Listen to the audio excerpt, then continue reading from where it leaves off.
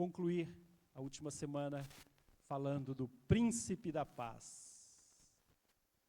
Vocês observaram quantas vezes nós repetimos a palavra maravilhoso hoje na música? Maravilhoso é o seu nome. A nossa primeira semana em Isaías 9:6 será meditando e orando hoje esse seu primeiro nome, maravilhoso conselheiro. Queria te perguntar, você tem alguém de sua confiança? Alguém que você busca quando as coisas não estão indo tão bem? Você tem alguém da sua confiança que quando a coisa fica preta ou escura, você lembra dele? Vou falar com minha mãe, ou talvez o meu pai, ou aquela tia que é sábia, que vai te ouvir e vai te dar uma palavra sábia e adequada. Você tem? Você tem alguém que você admira, que sempre será uma opinião segura e certa? Você tem um conselheiro, você tem um mentor que atua na sua vida como um porto seguro, que você pode buscar em qualquer momento?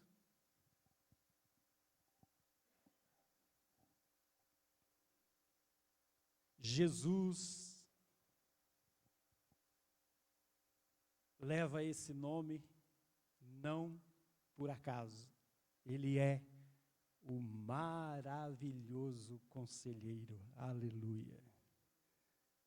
Porque um menino nos nasceu, um filho se nos deu, o governo está sobre os seus ombros. E o seu nome será Maravilhoso Conselheiro, Deus forte, Pai da eternidade, Príncipe da paz. O nome de Jesus, Maravilhoso Conselheiro, reflete como Deus é cheio de maravilhas em grande medida.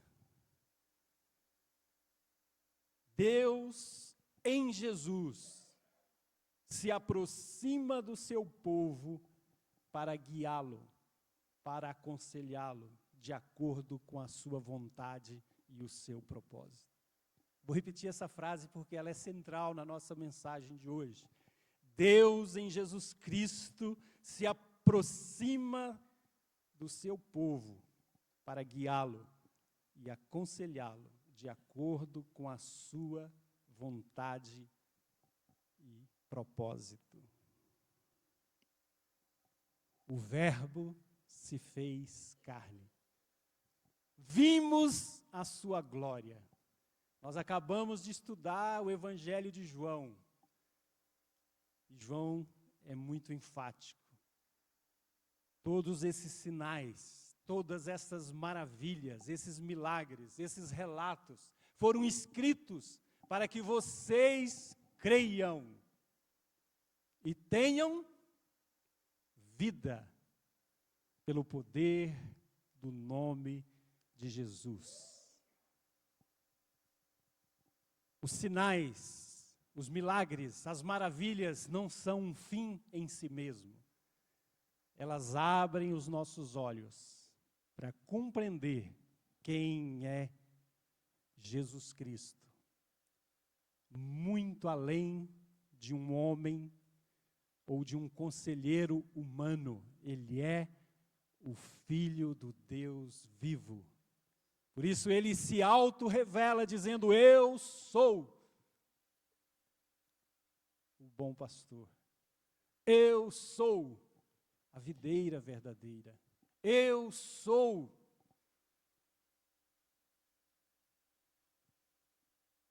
e eu e o Pai somos um. Vamos ler hoje o texto do Salmo 77. O primeiro texto é Salmo 77. Eu falei de 4 textos, né? O primeiro, Salmo 77, com a seguinte pergunta em mente. Então, a primeira pergunta, fica com essa pergunta na mente. Como o ato de lembrar das maravilhas de Deus mudou a perspectiva do salmista? O salmista aqui, no caso, é o Asaf, o líder do coral. E ele dedica esse salmo ao regente do coral, Jedutum. E o seu salmo, de algum modo, transforma a maneira dele encarar as coisas. Talvez você esteja aqui hoje um pouco desanimado, um pouco sem esperança, um pouco cansado. E eu quero dizer que você, como o salmista, você pode entrar nesse salmo e ver um quadro mais colorido, talvez.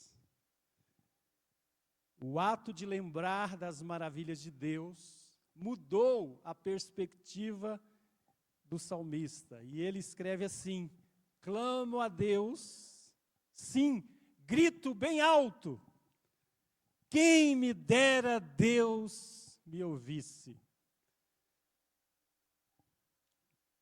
O quadro, então, é de que ele não estava sendo ouvido, e nem Deus estava ouvindo. Quando eu estava angustiado, busquei o Senhor, orei a noite toda, de mãos estendidas para o céu, mas a minha alma recusou ser consolada. Já aconteceu com você? Passar a noite na insônia, orando, lendo, e a sua alma continuou agitada? O verso 3 diz, no final, desfaleço. O salmista diz, ansioso por sua ajuda, por alguma ajuda. Vamos pular para o verso 7, depois você pode ler todo. Aquela noite escura levantou algumas perguntas para o salmista. Acaso o Senhor me rejeitou em definitivo? Será que Ele jamais voltará a ser bondoso comigo? Será que o seu amor se foi para nunca mais voltar? Será que Ele deixou de cumprir as suas promessas para sempre? Deus, o meu Deus, se esqueceu de ser bondoso? Será que em sua ira Ele fechou a porta para a compaixão? Noites escuras, situações difíceis fazem a alma questionar, perguntar. E está tudo bem, você só precisa questionar e perguntar para a pessoa certa. No caso, o salmista estava perguntando e questionando Deus. E é assim que é a oração genuína. Deus, o Senhor não vai fazer nada mais? Olha o verso 11. Depois, porém,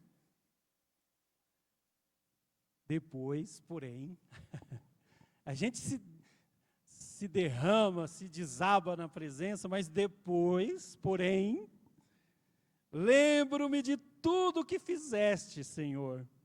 Recordo-me das tuas maravilhas do passado. Estão sempre em meus pensamentos. Não deixo de refletir sobre os seus poderosos feitos. Ah, naquele dia, Eu estava perdido, sentado num degrau, na frente de uma igreja, e o Espírito Santo trouxe uma nova esperança no meu coração. Eu me recordo as maravilhas do passado. Eu me recordo os teus poderosos feitos. E só tenho uma palavra agora para dizer: os teus caminhos, ó Deus, são santos. Não deixo de refletir sobre esses teus poderosos feitos. Que Deus é poderoso como nosso Deus. Verso 18, verso 14. És o Deus que realiza maravilhas. Alguém tem uma tradução diferente desse verso? És o Deus que realiza maravilhas. Pode ler alto? És o Deus de milagres. O que mais?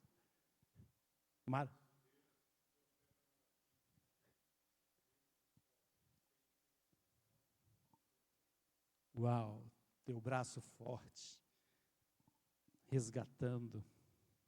E aí ele passa a perceber a natureza, as águas, as nuvens, os trovões, os relâmpagos, os redemoinhos, as tempestades da natureza, iluminando o mundo, tremendo, abalando. Temos visto dias assim. Mas o verso 19 conclui: e ninguém percebeu os teus passos. Tudo isso acontecendo, inclusive, uma convulsão, a natureza tentando falar alguma coisa, ninguém percebeu os seus passos. A conclusão do salmista é fantástica. Conduziste o teu povo como um rebanho de ovelhas, pelas mãos dos teus servos, Moisés e Arão.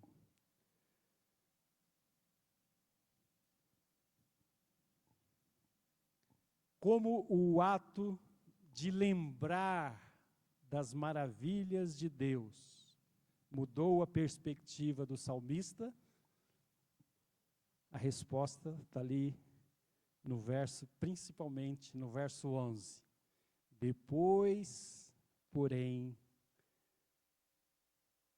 lembro-me de tudo que fizeste, Senhor, e recordo cada uma das tuas maravilhas. Memória,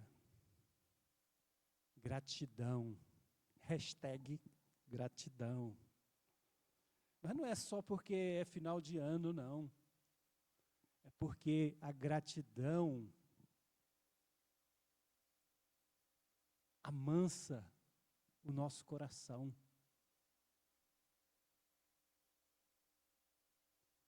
Desnuda os nossos olhos. Deus sempre esteve lá, mas muitas vezes você não percebeu os seus passos. Mas Ele estava ali, conduzindo o seu povo como um rebanho.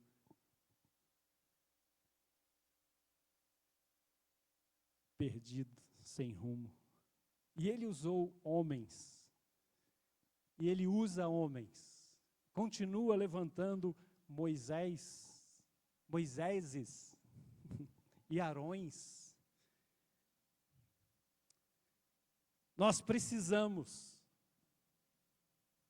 de que Deus refresque a nossa memória, nos lembrando das maravilhas que Ele tem operado em nossa história. Leia os Salmos. Leia esse Salmo 77 e perceba as maravilhas de Deus, mudando a atitude daqueles que oram. Jesus aprendeu a orar os salmos. Jesus nos ensina a orar. Os salmos, como disse Lutero, são os halteres, né, da alma. A oração é que fortalece o coração e abre a visão. Segundo texto, leiamos, é mais curto, Hebreus capítulo 4, de 14 a 16, 3 versos apenas. E eu quero que você olhe para esse texto com a seguinte pergunta: como você experimentou as maravilhas de Deus e a empatia de Deus recentemente? Você experimentou as maravilhas e a empatia de Deus recentemente? Esse texto de Hebreus, o autor está falando sobre o descanso e apresentando Jesus como o sumo sacerdote que nos faz descansar. E ele termina assim o capítulo, verso 14. Visto, portanto, que temos um grande sumo sacerdote que entrou no céu, Jesus, o Filho de Deus, apeguemo-nos firmemente àquilo em que cremos. O nosso sumo sacerdote entende nossas fraquezas, pois ele enfrentou as mesmas tentações que nós, mas nunca pecou. Assim, aproximemo-nos com toda a confiança do trono da graça, onde receberemos misericórdia e encontraremos graça para nos ajudar quando for preciso.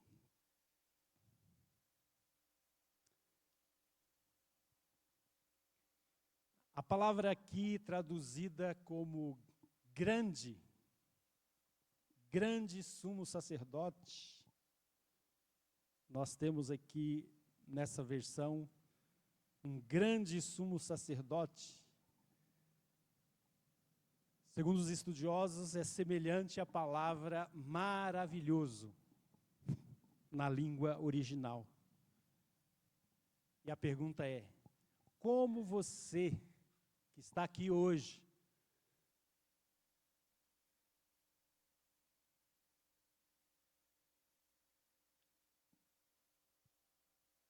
experimentou as maravilhas, ou experimentou esse maravilhoso sacerdote, com o qual você é chamado a se apegar firmemente? Porque ele entende as suas fraquezas e porque ele te livra das tentações, porque ele é perfeito e o seu plano nos leva a confiar, a nos aproximar da sua pessoa, do seu nome, do seu trono. E ele promete que se você se aproximar, você receberá misericórdia, perdão, graça, que vai te ajudar quando for preciso. Ele é o maravilhoso sacerdote, o maravilhoso conselheiro.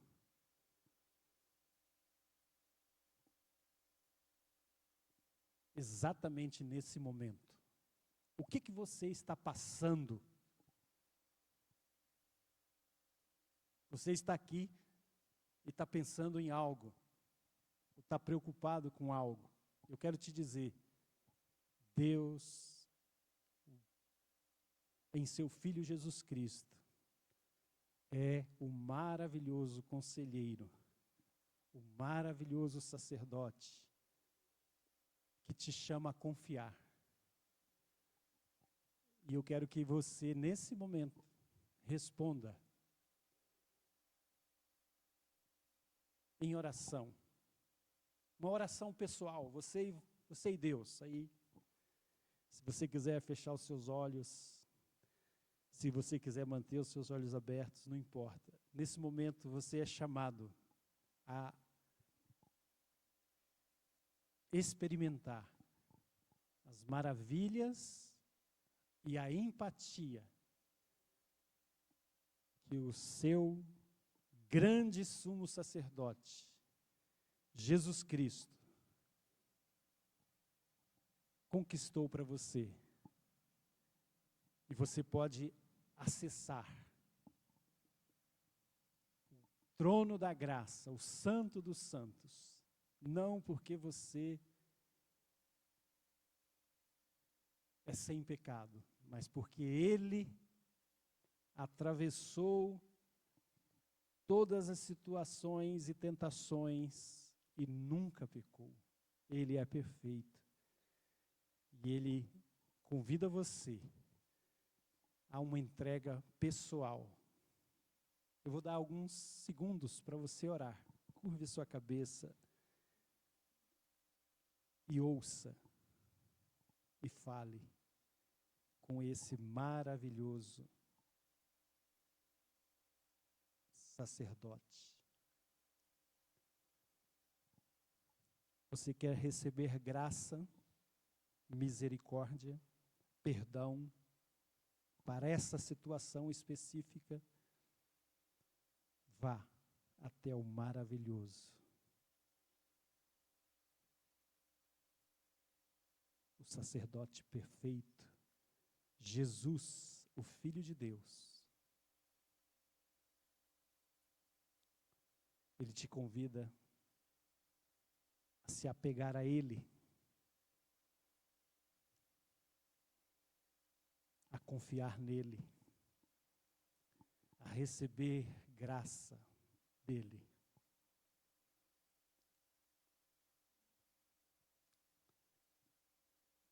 Obrigado, Senhor. Muito obrigado, Senhor. A terceira passagem é 1 Crônicas 11, de 1 a 4. Também é curta.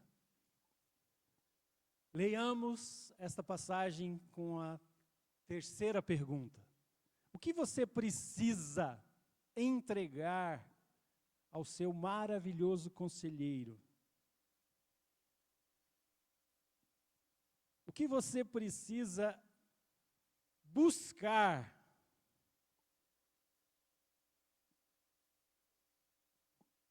em sua sabedoria e estratégia? Esse maravilhoso conselheiro é sábio e estratégico.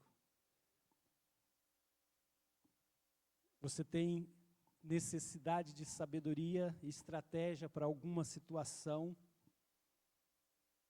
Davi, num determinado momento,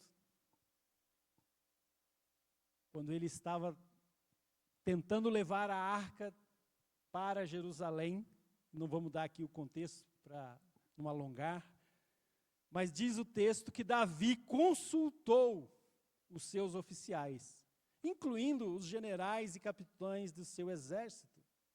Verso 2 do capítulo 13 de 1 Crônicas. Em seguida, depois de consultar os oficiais, os generais, os capitães, em seguida dirigiu-se a toda a comunidade de Israel. Ele consultou a comunidade e disse: se vocês estiverem de acordo, e se for da vontade do Senhor, o nosso Deus, enviemos uma mensagem aos israelitas por toda a terra, incluindo os sacerdotes e levitas em todas as suas cidades, com suas pastagens, para que se unam a nós. Davi estava chamando o povo a um acordo e a que se unisse a esse propósito de transportar a arca até Jerusalém. É hora de trazermos de volta a arca do nosso Deus, pois descuidamos dela durante o reinado de Saul. Toda a comunidade concordou, pois o povo entendeu que era a coisa certa a fazer. É muito intrigante esse texto. Davi era rei.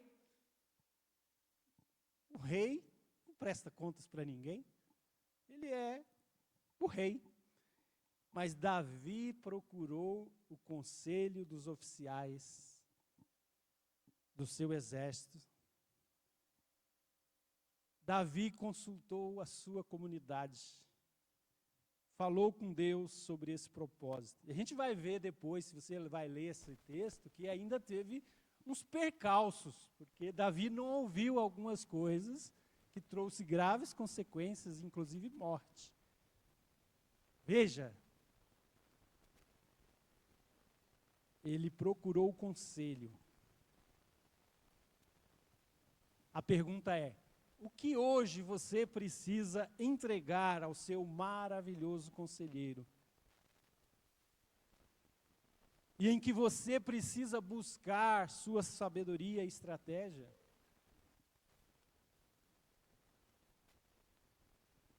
Uma decisão no trabalho? Uma situação na família? Você precisa de sabedoria e estratégia? Ore, fazendo sua entrega ao Senhor, ao nosso sábio e maravilhoso conselheiro.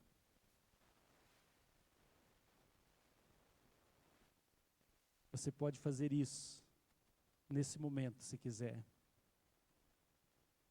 Vou convidar você a ficar em pé para essa pequena oração rápida, mas fique em pé. Você precisa entregar ao Senhor, o nosso sábio e maravilhoso conselheiro, uma situação.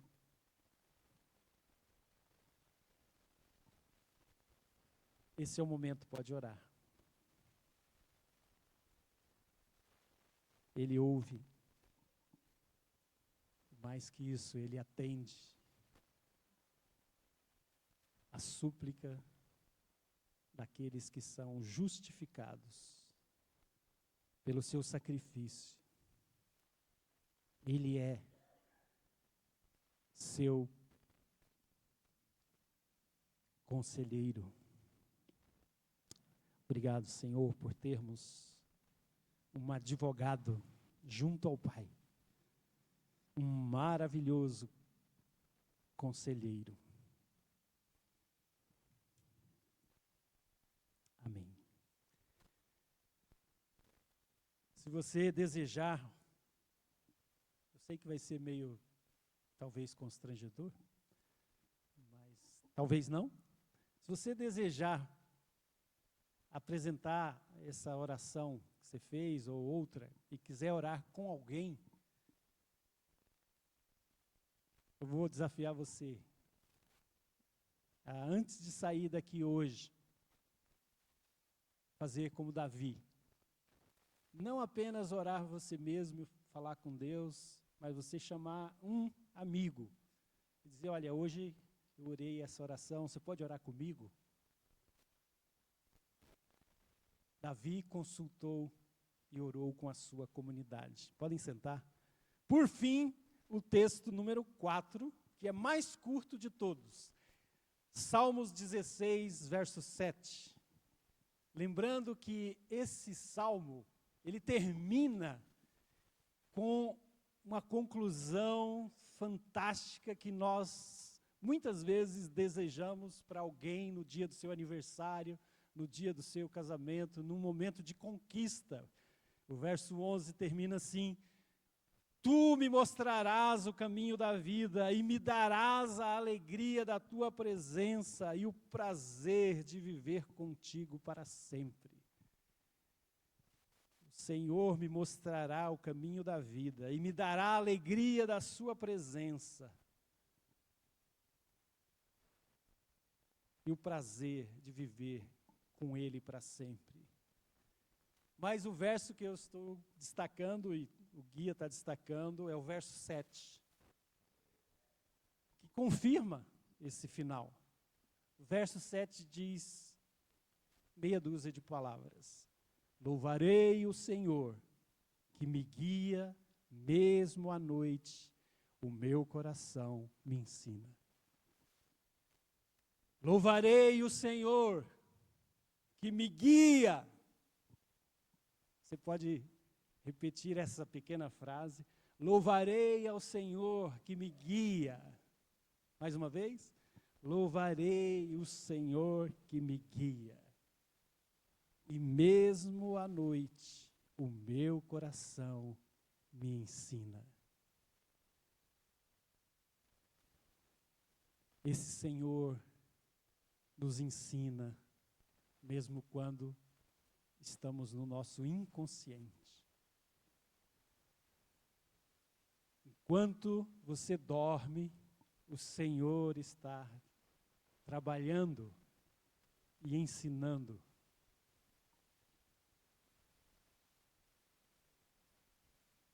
Não vou citar nenhuma estatística médica ou filosófica para embasar. Mas é certo que o nosso inconsciente trabalha quando o nosso consciente é proativo, é intencional. Eu quero convidar você nessa semana a repetir esse verso 7. E talvez a gente possa fazer só um ensaio agora. Você vai repetir bem lentamente esse verso 7. E eu quero que você coordene isso com a sua respiração. Você vai inspirar e expirar. Vamos fazer? Estão prontos?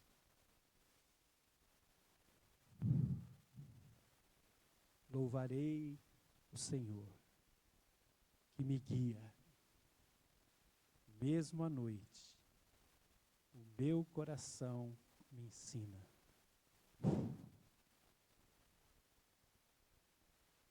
Louvarei o Senhor que me guia. Vamos repetir? Louvarei o Senhor que me guia. Mais uma vez. Louvarei o Senhor que me guia. Mesmo à noite, o meu coração me ensina. Mais uma vez. Mesmo à noite, o meu coração me ensina. Eu vim no ônibus hoje, aliás, domingo o ônibus demora, né? Aí eu fiquei no ponto, meditando. Louvarei o Senhor que me guia. Venha, ônibus. Domingo não é fácil, né? O ônibus é de graça, mas aí não passa ônibus. O que adianta? O que adianta isso?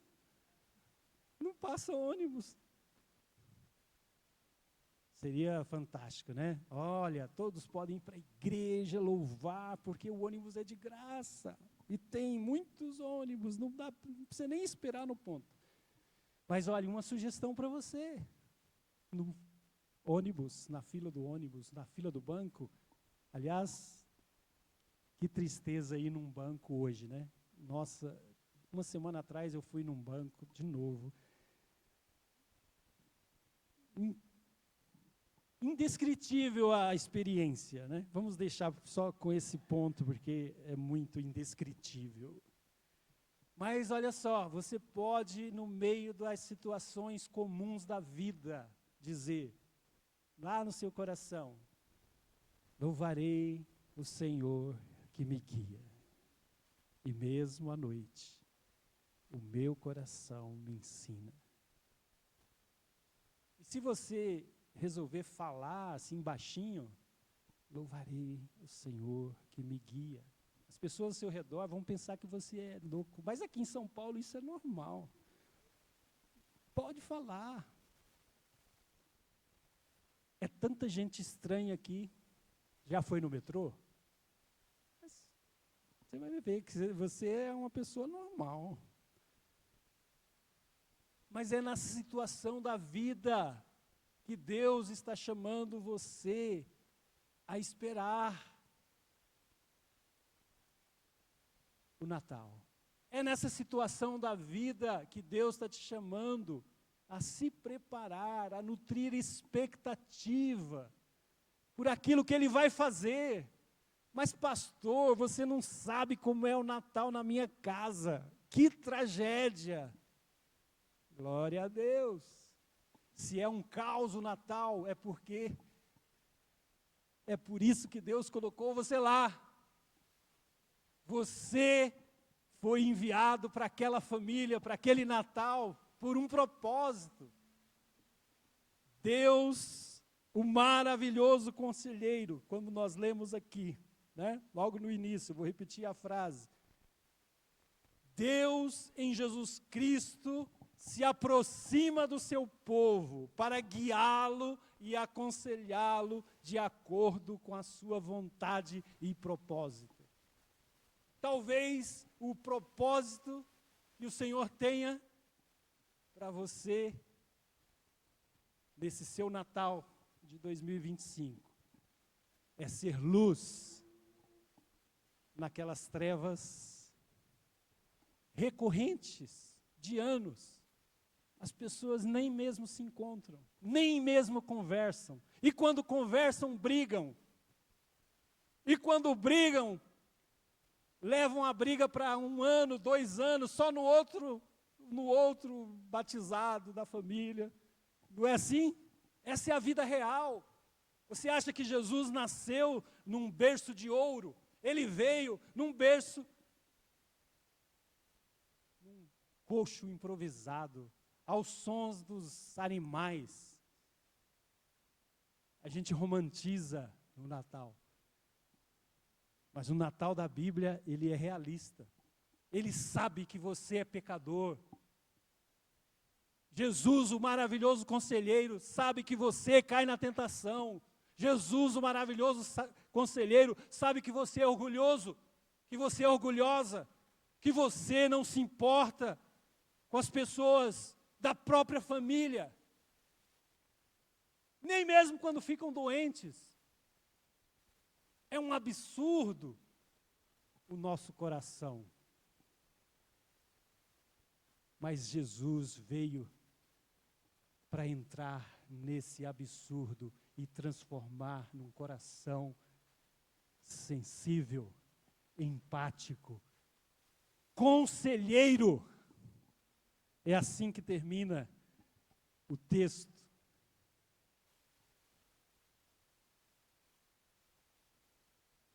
Durante a sua semana, lembre-se,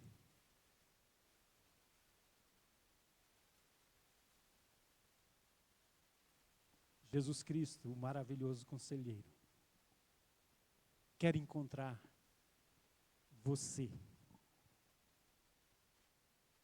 Quer derramar na sua vida a sabedoria. Porque a Bíblia diz que o Verbo se fez carne e a face de Deus pôde ser vista e glorificada. Mas se você for lá em Provérbios, a sabedoria tem pernas e ela anda pelas praças e ela convida, venha para a sabedoria. A sabedoria